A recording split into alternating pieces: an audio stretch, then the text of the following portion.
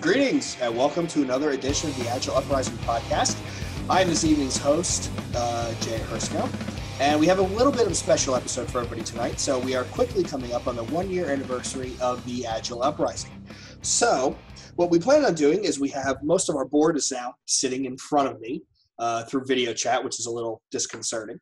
And what we're going to do is we're going to go around the room and we're going to talk about what we've encountered in the past year. We're going to talk about what are the things that have most surprised us, what are the things that have disappointed us about what we've seen so far, and then what are we looking forward to in 2018.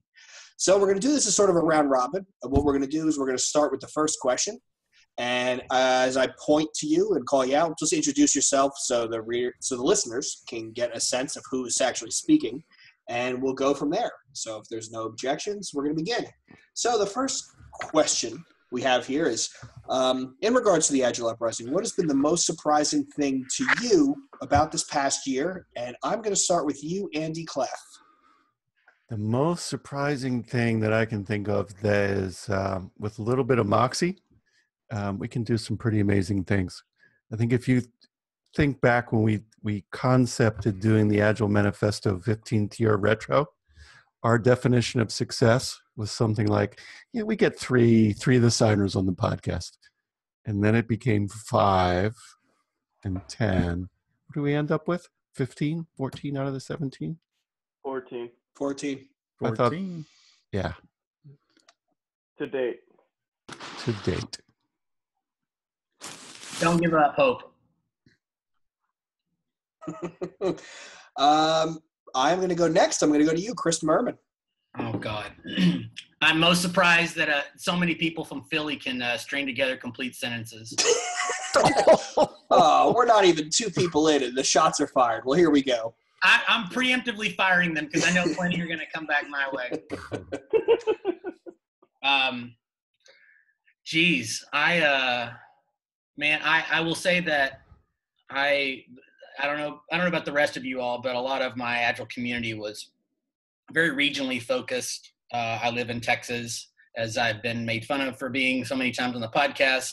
And I was under the, my community was just local to me or regionally to me because, you go to the same kind of spaces and such. And really this group's kind of expanded just my understanding of the community. I've gotten to meet so many more people just through the rest of you. And it's been nice the last year being more nationally focused as opposed to just in my own little backyard kind of thing, if that makes sense. No, it does. It does. Mr. Lockard. So I'm kind of in the same vein as Murman. When we go back for the first round of everyone that was involved, the Agile Uprising wasn't even the Agile Uprising when we stood this thing up. There's a bunch of us that started talking at that conference before we started getting really wildly intoxicated, and we said, hey, we're going to do something where we bring like a voice to the Agile Philly community because there's a couple Agile Philly groups, and we just didn't feel like it kind of captured the essence of what we wanted. So this was meant to just be, it's kind of funny, this was meant to just be a Philly thing, and almost immediately we realized that we were catching wind with different parts of the country. So I think the biggest surprise for me was really that this thing took off at a much larger scale than we ever imagined it would, in spite of our best efforts to keep it like just a group of like 10 people. It was like catastrophic boom, and then all of a sudden all this stuff started happening. So, and it is actually kind of cool that I still have never met Chris Murman in life, but I one of my best friends, which is weird. So I'll throw that out there. In spite of his being from Texas and a Cowboys fan, good luck this year. Oh, jeez. Colleen. My name's Colleen Johnson. You'll know me by the only female voice in the group. I think one of the things that surprises me the most about how much we've done in the last year is there's a lot of Agile podcasts. There's a lot of Agile blogs. There's a lot of Agile classes and resources. And like everybody said, there was still a need that Agile Uprising filled for a lot of the community and continues to fill for the community. I think in the sense of it being really peer-to-peer, not affiliated with any association or methodology or specific group. And I think that's part of our success and part of what makes, what helps us continue to thrive. Cool. Thank you. Paul, Elia. Dude, you got my name right. How about that? I know. I have it phonetically written here on a Post-it. That's awesome, man. So I'm the newbie of the group. I've only been with the band for 2 months, and I found you guys. I think Martin Fowler broadcasting his podcast appearance caught me, and I totally loved the Manifesto series, and reached out to you guys, asked if you wanted a hand, and somehow here I am, and I'm having a good time with you guys. It's really nice to be playing with this level of expertise, because I don't know, I mean, I think a lot of us we're in our own places of work right now, and we're doing our thing to bring Agile and also, in my case, DevOps to the communities that we're serving. But to have this level of peers to play with every now and again is really fun. And your accent rocks. And I'm the only one with a Southern accent, right? And that's the other thing I'll add, is that it's usually considered more polite in the South, and you guys are anything but. I was Yankee-born, rebel-bred, so I missed some of that raw, I don't know what you call it, that you guys have in Philly, but we had that in New England too, and it's pretty cool. Bless your heart. Bless my heart. Yeah. All right, Troy. Okay, the question is most surprising. I would say how well the podcast has taken off. I mean, I didn't really see that happening. In fact, I haven't been on many episodes recently, but I listened to them, and I would say, especially the one today, I think I mentioned it on Slack, I really enjoy the podcast just as a listener as well. So I think, I know, Paul, you can correct me if I'm wrong, but you kind of came through the podcast. That was initially attracted you, right? That was it. Yeah. The Manifesto series. Right. So how well that podcast has taken off, and that's really a credit to everyone here on the board. And there's been a few people who have really contributed more than others, but overall, you know, I think the board as a whole has had a really good input into it. And so that's my biggest surprise, I would say. Cool. Andrew Leff. So for me, should I introduce myself since I was already introduced? And staring at the screen, I feel like we're on like the Brady Bunch intro with all the squares here. So for me, it's the level of community. So I rely heavily on this group for feedback and just bouncing ideas off of, as well as, you know, the level of community outside the board members. I really think we've created something unique in that sense, where people can feel safe to ask questions and look for maybe a different approach, or be open to a different approach, and really sort of thirst for something different, and not just the canned Agile response, but truly where we feel comfortable speaking our mind, what's on our mind, and possibly offer solutions that might be completely off the wall. I like that. How about Jay? How about you? You asked everybody else. Well, after me, we'll do Gifford. I think for me, the most surprising thing has really been, it's truly been organic reach, in the sense that we started with a podcast, it turned into a website, it turned into some blog posts, and a discourse channel. And just the amount of people who have contributed, and we have people from all over the world now. I liked whoever's suggestion it was to add the country of origin flag. I think that's really cool. But it's just, we have a large amount of people contributing, and discourse isn't, we all know that discourse isn't the greatest tool to drive that type of interaction. But we've seen a lot of interesting people come out of the woodwork, a lot of fascinating personalities. We have a lot of threads where people don't necessarily agree, and there's a lot of discussion back and forth where no two people may have the same opinion about the one thing. And I think that's pretty interesting. And but it's never turned into a hostile type of discussion. I mean, but to what Ryan said, I mean, the whole genesis of this was a drunken post-conference happy hour, which Ryan wasn't at, because truth be told, he couldn't be there because he got thrown out of that venue previously for being inappropriate at a Disney-themed wedding. So when you see Ryan keynote something, make sure you ask him about it. But yeah, it's funny how a bunch of people hanging out, drinking a bit, bouncing ideas off each other. It's what it's become. It's pretty wild. Gifford, I think you're the last one to go. I am. It's actually surprising that none of us got arrested the night that we were talking about that, because when that discussion actually went down, it was 6 hours into a happy hour that started at the Heart of Agile conference. So really, truly something that's been amazing this year is the fact that out of the uprising, out of all the podcasts, out of the discourse board, we've seen at least 2 people that I know on record that have been socially hired because of the community. So actually, this is a place that people are coming to look for talent and find people to bring into their Agile journeys to either coach or shepherd or even go into a consulting field that, leaving a totally perm gig that he might have been burning out on to doing some really cool consulting work. So just to see the discourse board go from, a handful of members to over 600 at this point. Now, not all of them are active, but there are a lot of reads every single day. The podcast numbers are just off the chart from where I had any hopes for them. The Manifesto series literally was like one of the most touching aspects of the entire year. And to have John Kern come down and introduce me to do that recap at the local meetup that we did was just like, I don't know. It was like the highlight of the year for me. So overall, man, it's been a year of just meeting good people, creating great relationships and friends. And I couldn't ask for anything more. Nice. Another night of debauchery that you're referring to. There's a bit of a theme going on here. Yeah, I know. So Giff, I don't know if people are going to catch on to that or not. Should we hit him over the head with it? So Giff, let me flip to the other side of that coin and take the baton from you, Jay.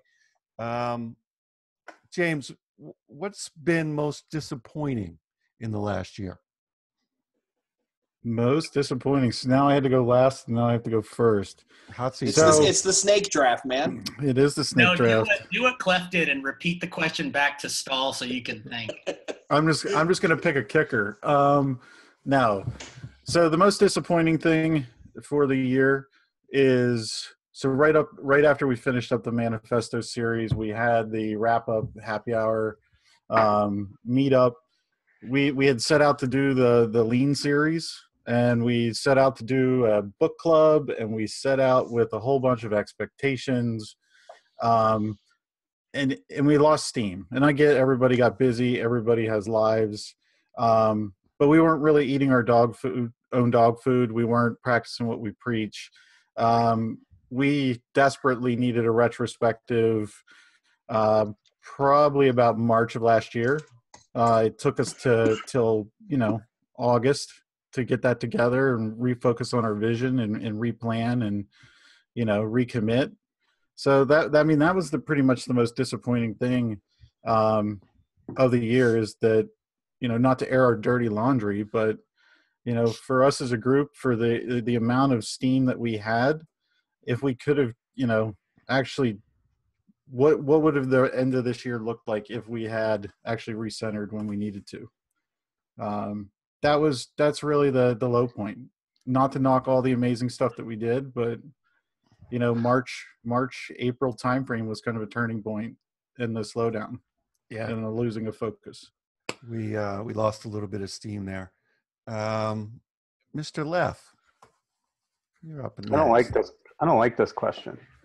You can pass. We can just volunteer. I think we can pass.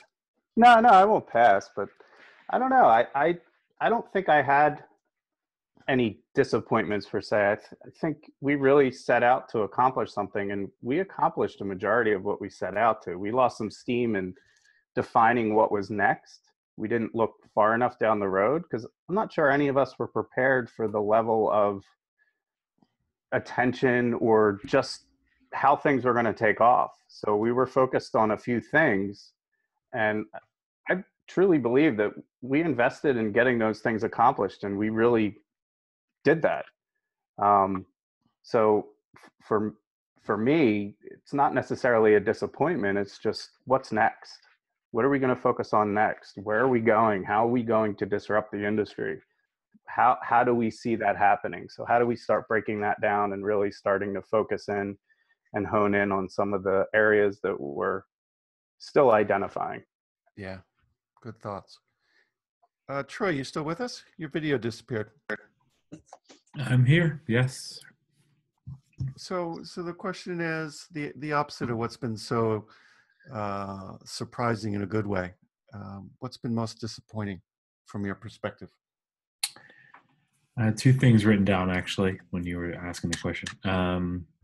This might sound weird because we were just saying how surprised we were about the coalition, but in a way, I'm a bit disappointed in it at the same time because personally, I've had a lot going on recently, but early on, I know I posted a lot on there, and I did feel like it could be a place that could have a lot more active users, and I kind of feel like, and maybe I failed, or I don't know what.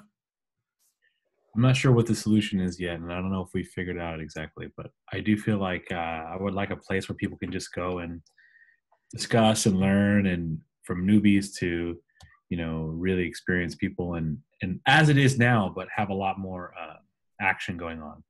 So to me, that's a bit of a disappointment over a year that I couldn't. Yeah, I want to yes and that one, and then bring it to Lockhart. So we do get this great mix of experience and newbies, but like you, I'm disappointed that we don't have more daily active users. So maybe it's just common of online communities. A small fractional percentage are very active, and the balance are absorbing from it. And that's only obvious to us through analytics, but we don't see active engagement. So we saw it early on.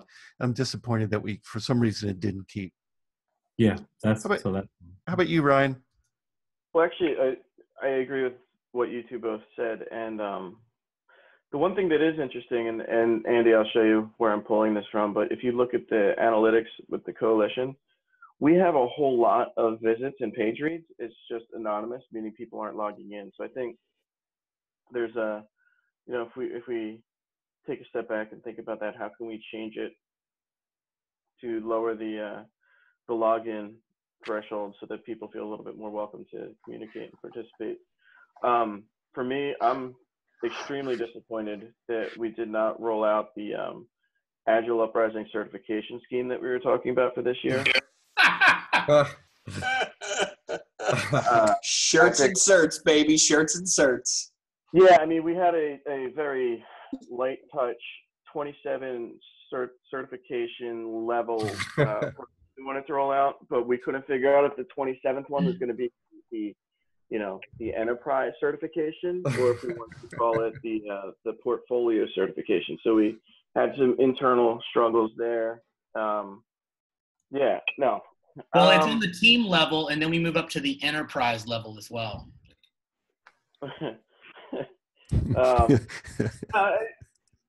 be honest, Cusack's not here because he's working on the global level, right? Yeah. And then we go off planet. Paul, It could have been the logo debate. That could have also sabotaged the Quit stealing my answer. Yeah. For me, there is no real there's moments where it's a group of I see 9 piles here on the screen plus Cusack. We got at least 10 board members. There's moments where each and every one of you pissed me off. So congratulations on that. But nothing. Do we do it singularly or all at the same time? There's a couple of you that really manage to group up. Whether I try not to let you know it, because then you figure out where the weak spots are. But clever. Am I in that group? Wait, please tell me I'm in that group. Please tell me I'm in that group. I try so hard. I want to so bad. Who has the host controls? We need to mute all. The reality is there is no disappointments. I mean, it's a group of a lot of type A's that want to see progress, and we all see progress a little bit differently. So over the year, there's going to be highs and lows. But I mean, this is all volunteerism. Nobody's getting paid here, so there is no disappointment. If there's disappointment, I vote with my feet and I leave, and that's not going to happen right now. It's a good So group. true. We have good mission. We're doing good things. So true. Paul. Yeah, beautiful. Hey, yeah, I'm too new to say there was anything disappointing. I wasn't along for the original charter and to have these goals. I can tell you really touched me to want to reach out, and it's amazing to be a part of this group. It really is. I guess if I had to pick one thing disappointing, I want to get those last 3 signatories. Like, I don't want to give up. And even if they want to trash the living daylights out of Agile, go for it. Tell us what you're up to today. Love it. Colleen. I would say I think the most disappointing thing for me about the last year, well, other than missing some of the key events in Philly to get to drink with you guys in person, but I think, we've batted around the idea of trying to kick off an Agile Uprising conference or an Agile Uprising event that would be kind of an anti-conference to what we see on a pretty regular basis. And that still really excites me. I hope we re-energize that effort, because I'd love to see us kick that off for 2018.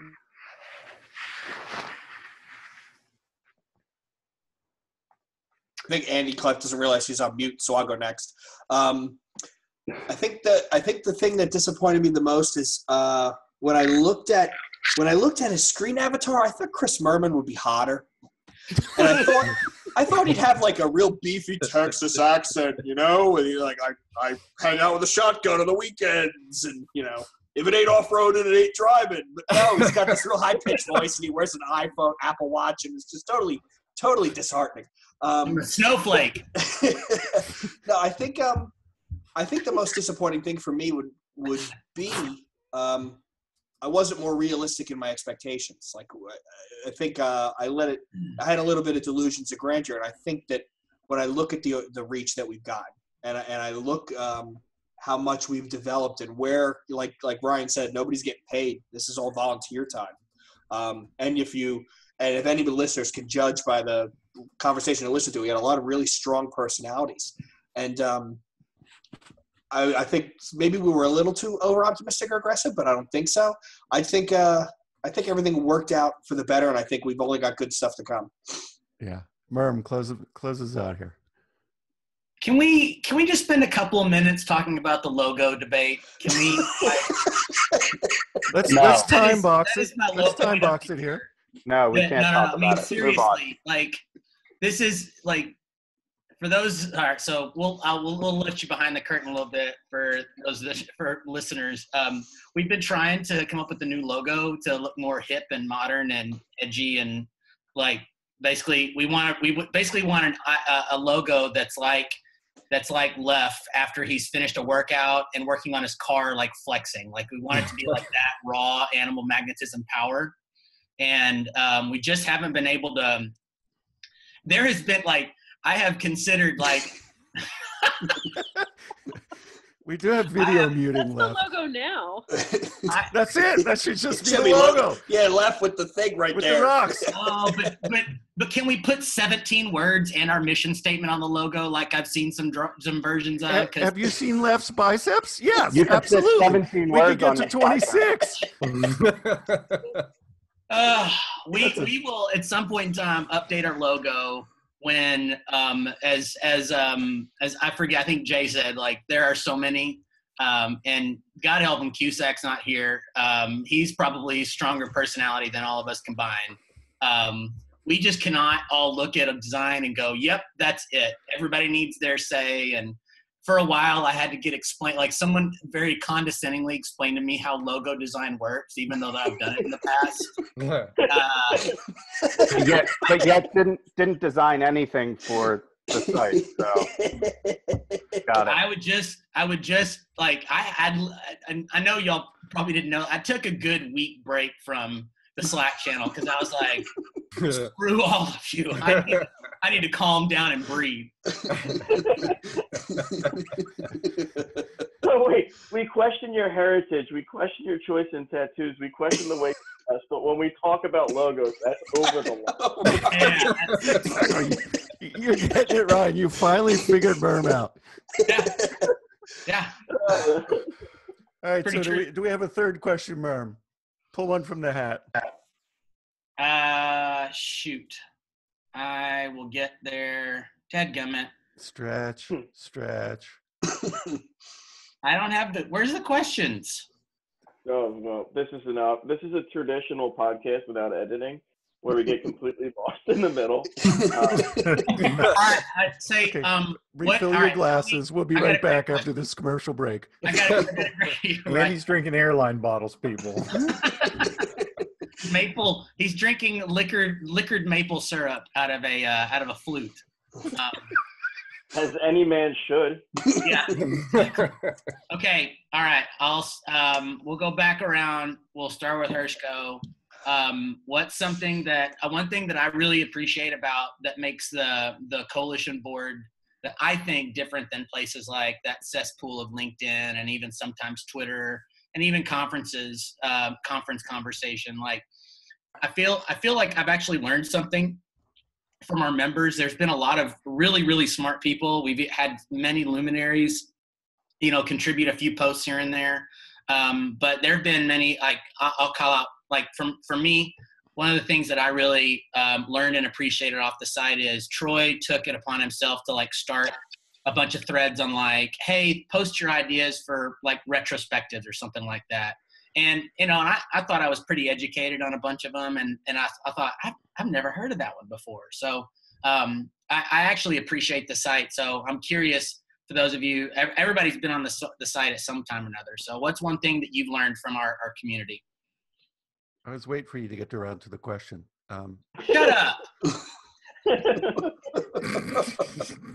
And now we know why our board meetings are 3 hours and everybody's drunk at the end of them. I guess I'll go first. So the first thing I've taken away, it truly is an even meeting in the minds, in the sense that when some of those threads that are out there, you don't know who's ever posting, if they've been doing Agile for 5 minutes or 5 years, or in Paul's case, five decades. Thank you. But there's a healthy amount of information sharing. I think it was the I wish, I wonder retrospective. I think and what's in our control, what's out of control. I think that's brilliant. I'm going to be using that next time. There was a great thread about books to read, what reading suggestions. I thought that was awesome, because there was some stuff that in the Venn diagram of Agile lean thinking, it's on the periphery, but there were some really good titles that came out of there. Those are probably the two big things I took away. I read abnormally fast, and I'm still having trouble getting through a lot of that list, because there was a lot of really good stuff there. Gifford, what about you?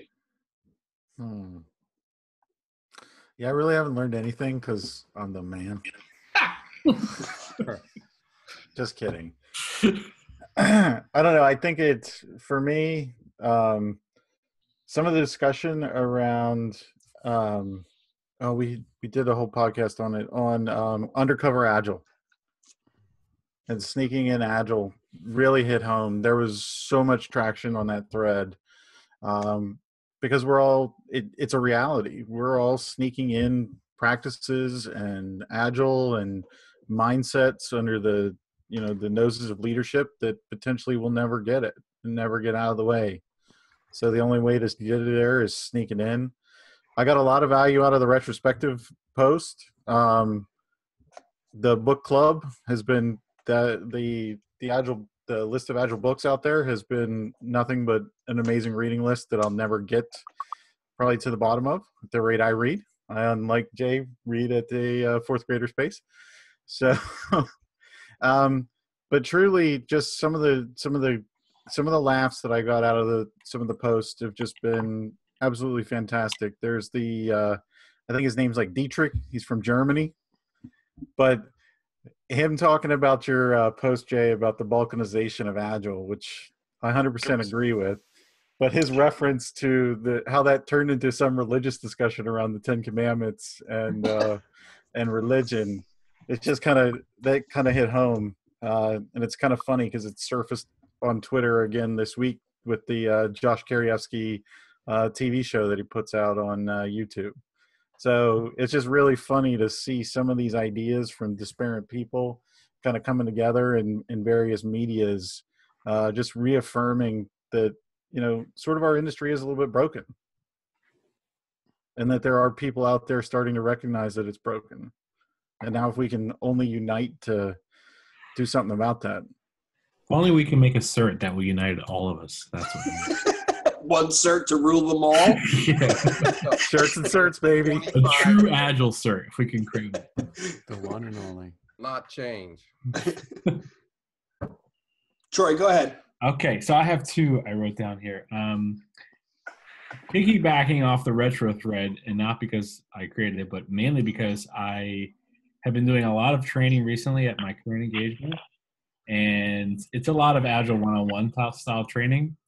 And I've also been working with a lot of Scrum Masters, and everyone, when I mentioned about this thread, about all these retro ideas, because a lot of these Scrum Masters, especially newer ones, they have a feeling where, our retros are kind of old and we always do the same thing and this kind of thing, So I point them to that, and I get a lot of really good feedback about that thread, even from my current engagement, just from people in training or Scrum Masters.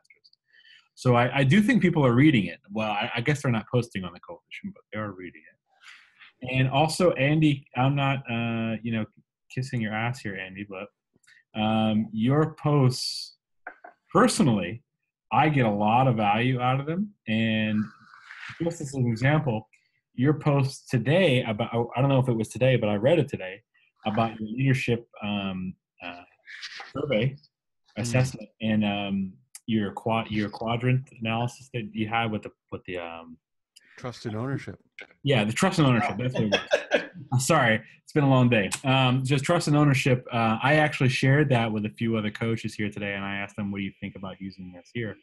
And because I think it's fantastic. So, and I learned that from the coalition. So that's the best part about him doing that today was he posted it in that channel by accident.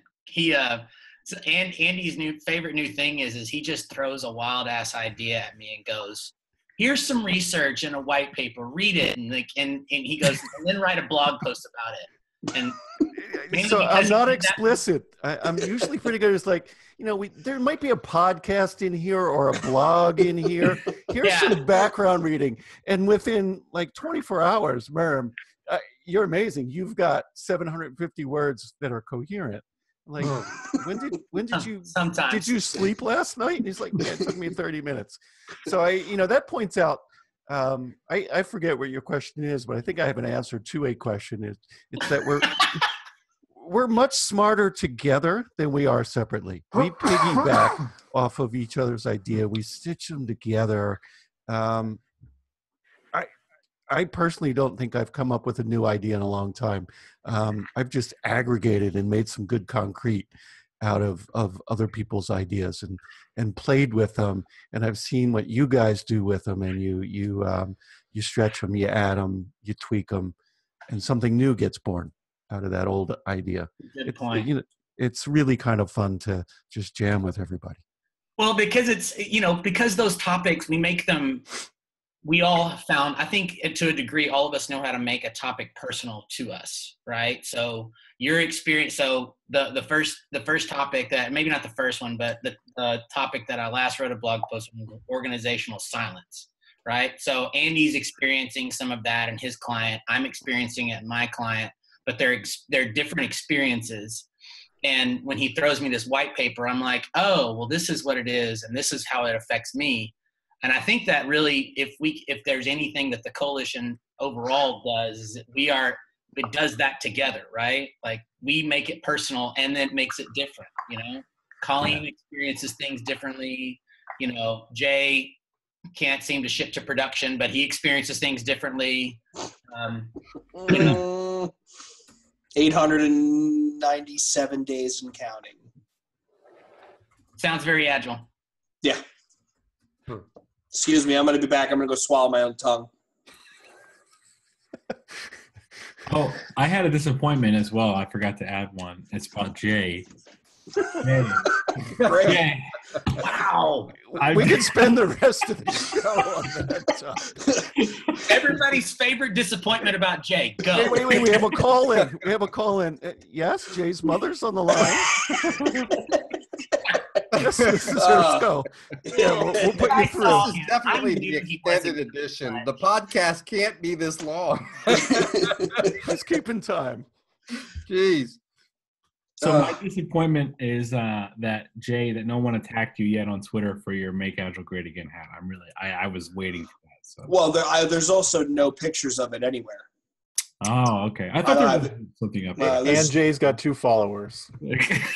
Yeah, one of which is Gifford, and I think the other one's Murman. Fair enough. I'm not saying anything. So, do we need to call time on this question? Does anybody even remember what this question is? Well, Colleen and Ryan haven't gone. Yeah, I think this question was, what have we learned? All right. Okay. So, Colin, Ryan. I haven't gone either. Oh, Leff. Leff. Is Leff still here? And Paul hasn't gone, I don't think. Yeah. I would definitely echo what you said, Andy. I think it's kind of the collective group making everybody better. And like I said with our first question, I think there's a shitload of resources out there for Agile. You can read how the Scrum process works or how the SAFe process works. I think what is harder to find is how to make ourselves better facilitators and better connectors and better organizers of the things that aren't so cut and dry. And I think that's what I've learned a lot on the coalition, is how to take some of those skills and really bolster them up in a more powerful and meaningful way to the people I'm working with. You do bring the heart to the group. What? Because the rest of us are assholes. You've clearly not seen Colleen at a conference. She's more hardcore than the rest of us. Oh, all right.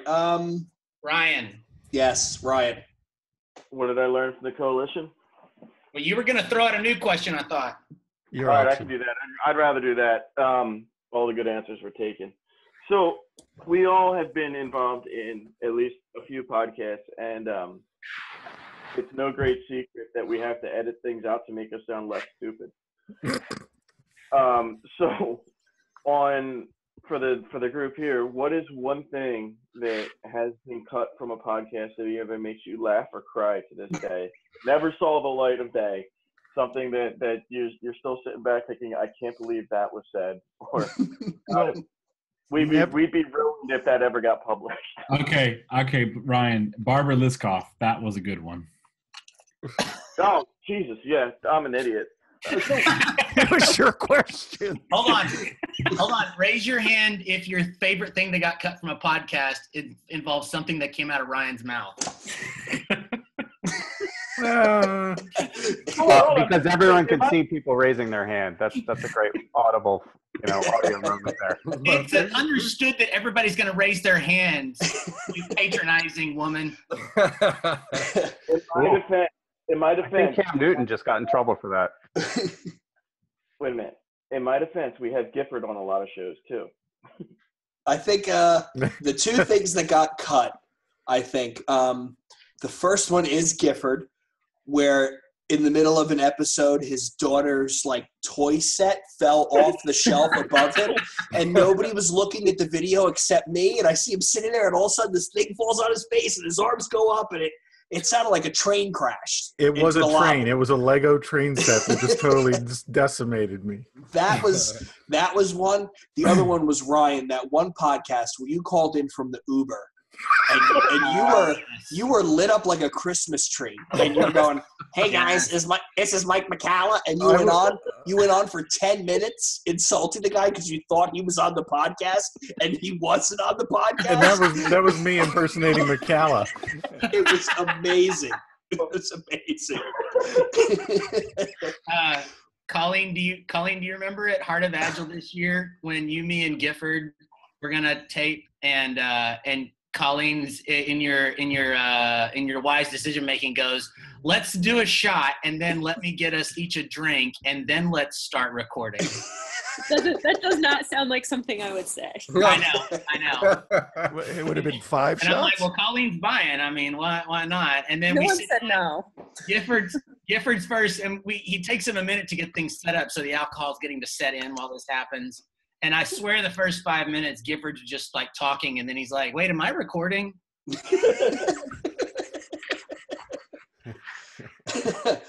Anybody else? Any good memories? Well, there was the Mary and Tom podcast where I literally asked Mary her name just to get it right, because we've killed we've killed every Agile thought leader's name in the history of podcasting. Literally, she says it, I start the show, and then I just butcher it. Straight. How you screw that? You didn't do justice there, because the reality is, and this should come with no surprise, we wanted to make sure we said the last name right.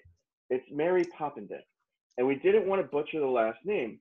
So Gifford asked her, like, how, just to be clear, how do you say your last name phonetically? And she said Poppenden. And then literally within 45 seconds, he intros the show, and he messes up Mary. He got Poppenden right.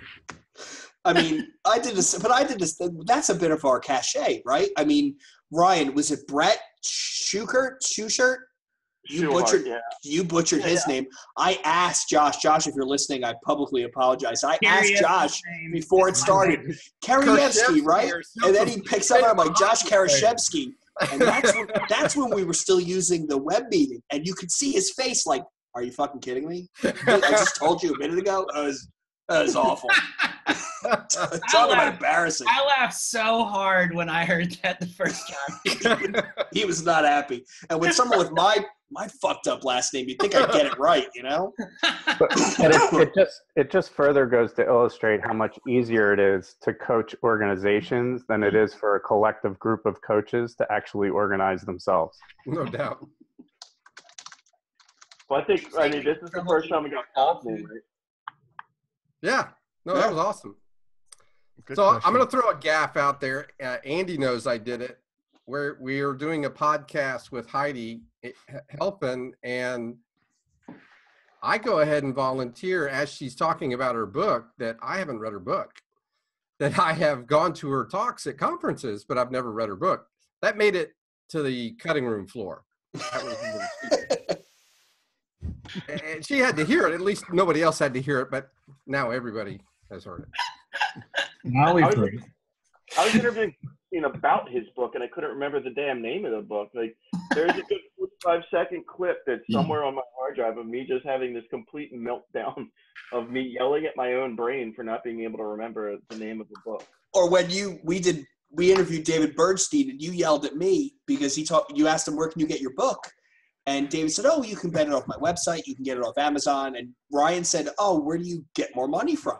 And David said, oh, I get exponentially more off my website. And I go, yeah, that's awesome. After having this conversation, David, I ordered your book off Amazon. And Ryan just starts cursing at me. Are you fucking kidding me? We just had this discussion. He makes more money. That definitely hit the cutting room floor. I mean, Ryan opening up the James Grenning podcast. No. Let that one sleep. We're gonna kill that. We're gonna kill that in post. All right, so let's take this one home because we're starting to get a little long here. As far as the group goes, what are you most looking forward to in 2018? And I'm gonna go back around the horn as my video looks. Mr. Leff, I'm gonna start with you. What are you most looking forward to for the group in 2018? 2018, wow, seems so far away. I'm waiting for the first $1 million check to come in from Agile Uprising. No, I guess for me, it's just figuring out new ways to connect and different ways to coach and new experiences. I don't really have a very witty answer. So it's just continuing to do what we're doing and continue to be, to me, this never feels like work. So that's why I truly enjoy, dedicating the time to do it. So I hope to be able to continue that, and hopefully it never feels like work. Awesome. Murman?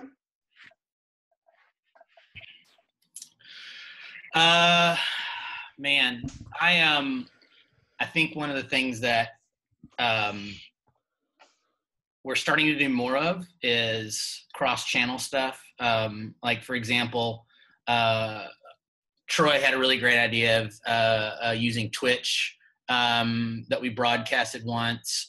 We're trying to do more stuff where we tie in blogs to podcasts and kind of have a a voice. And the only voice we had was the podcast for the longest time, and it's still our most popular channel. But I think that if we could do that, and the only other thing maybe would be like we go to a conference or something and I see someone wearing an Uprising shirt. That would be like the coolest thing ever. Yeah. That would be fun. We'd have to have Uprising shirts that got handed out first. Well, we need a logo on the t-shirts. Troy. So the question is, looking forward to in 2018, right? Mm-hmm. Personally, on a personal note, I'd like to get a little more involved in the podcast again in 2018. As far as being a guest, because I used to be at the early stages, but haven't been in a while, and I do kind of miss doing that once in a while. As well as growing the engagement, whether it's on the coalition or as Murman mentioned, Twitch, because that's something that I started and I'd like to continue that. And I have a lot of ideas for it. For me, it's just time. So I think coming into the new year, though, I should be able to get some more time to start doing that stuff. So. Great. Awesome. Colleen. 2018. I'm excited to start seeing people other than us referencing Agile Uprising. I've actually heard it a couple times in conferences or interactions with other people. We've all worked really hard to plug Agile Uprising in our talks and in our stuff that we're promoting, which has been a great way to get new people to the coalition. But now I'm starting to hear our members doing it and other folks, and that's really exciting to me. So I hope we continue to see that viral growth in the new year. Great. Andy Cleff. All of what you guys said, plus the opportunity to meet more of our coalition members and listeners in real life. If we get the tattoos or the T-shirts or the caps, we'll be able to identify each other. But because we don't have the secret handshake yet. I'd love to get to know some of the regular contributors. I'd love to get to know some of the people who are really jazzed by what they hear and what we write, and get to have some in real life discussions with them. Paul. So I know this is a controversial topic, but I'm going to say it. We need to raise a little bit of money, stay a nonprofit, but raise a little bit of money so that these things that have been listed prior to me speaking can come to life, so we can have the caps and the shirts and the conference presents and stuff like that. And we got to find a way to do it like the good nonprofits. I know that there are nonprofits out there that manage to take sponsors and not lose their brand, lose their way. Okay, thank you. Mr. Gifford. We're going to have to just put us out there and put us on the hook for it. Really. April 2018, FailCon. That's what I'm looking forward to. Yeah. So we are going to do that conference, Jay. We got to get the sponsorship stuff going out tomorrow, next week. So, hey, if you're a business and you're listening to this and you'd like to help us promote the failures of Agile's transformations, coaching, we're going to do a whole event on failing with Agile. We always highlight the glory. So let's talk about the bad. Let's talk about the ugly stuff under the rug. So I am looking forward to the FailCon. Awesome. You stole my answer. Mr. Lockard. I'm looking forward to fighting with Paul about us not raising money and figuring out a way to bootstrap. Was that pro or a con for raising money? I mean, there always is the car wash with Jay in a tank top. Hey, here's $20. Don't wash my car. Put that guy in a moo-moo. It might work. We'll make more money if Leff's in the tank top. Hey, I know what I'm good for. Eye candy. Beefcake. I think that was everybody. As far as me, Gifford stole my answer, but I think the other thing I'm looking most forward to in 2018 is when we started to lose a little bit of our momentum, somebody made a remark. It might have been at the summer retreat after multiple beers, where we don't have to do all this ourselves. We have a very active and engaged audience. We have members who are contributing. Let's lean on them. And we're starting to get more people want to contribute on the podcast, want to people put blog posts up. So there's a hunger there. And I think now that we've seen it and we're starting to use it, I think that's really, really impressive. And if we keep leaning on the community, like I think it was Andrew Leff said that it really is apparent when we all get together how much smarter we are as a group. I think as we continue to lean on the members, it can bear nothing but fruit. And I'm going to steal a Jamie Josta line here. A rising tide raises all ships. And as long as we keep getting that tide raising, all of our ships go up with it. But that was actually Andy Cleff that said it. So as much as I want to take the credit, I'll pass the credit Andy, I should have Andy put the Cleff, jazz voice Leff, together. you know, With an A. we both have the same sort of guns. See, like, wait. So some of our board members aren't here tonight, so we've thrown some barbs and arrows at a few of them. But so shout outs to all of them. So it's a good point. So I think just to circle back to that, I think Jason Cusack, who isn't on the call, which is a shame, but this started a long time ago when a few of us got together doing something before the coalition was even started. So this kind of came about with, he got the ball rolling with a lot of this to build the community, and it pulled some people together to really focus on doing things differently. So definite shame that he's not on the call, but important to call out that he definitely got the idea seeded with a lot of us. Good call.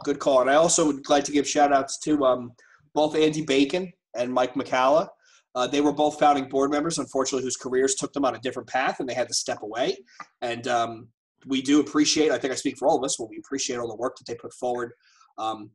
We do appreciate it, and hopefully we get to, we cross paths with them, but hopefully we get to work with them again in some function. And I also think we should give a shout out to Rob Ligeti, who was going to be on the board for a hot second, but then he had some career stuff come up and he had to step down, but he's actually been very active and participating. He was on Troy and I's Agile Music podcast that everybody hated. But I want to give him a shout out downloads. Too. Yeah. 3 of them were me to all my devices. And but I do want to give him a shout out too, because he's contributed as well and throwing some good stuff out there. So we want to let everybody know that even if you are gone but not forgotten, and we do appreciate all your efforts. And with that, if you're gonna be in DC next week for Agile DC, Colleen, McCalla, Cusack, myself, who else is gonna be there? Is that Gifford. Gifford will be there. Yep, we'll all be there. So come make fun of us and throw tomatoes. But I think also it's important to thank the community also for participating. Yeah. And being an active participant or active participants in the effort, and really giving us the drive to want to continue to do this. And one of the things I didn't mention was for 2018, I'd like to see more engagement from the community, whether it be on podcasts or discourse, just threading topics and becoming more active in these types of discussions. It'd be great to start showcasing individuals that are as passionate as the 10 of us. Well, and it's also not enough to just it's also not enough that they've participated. It's that they've changed the conversation. We've seen the conversation on Agile go in some really awful directions the last few years. And one of the things I love about our members is that they want to be a force for good, and they want to make it more positive and helpful to the community. And with that, I want to thank all of you for taking the time out this evening. I know it's a Monday. I can tell by the video that most of you are sitting in a hotel room somewhere. So I appreciate your efforts. I appreciate your time. I want to thank all the listeners and all the coalition members, anybody who submitted a blog or a podcast idea. We appreciate it. Look forward to continued growth and success in 2018. We hope you enjoyed the show, and I can't wait to do this at the 5-year mark. And by then, hopefully, I will have code in production. And with that being said, this is Jay Hrcsko from the AU signing off.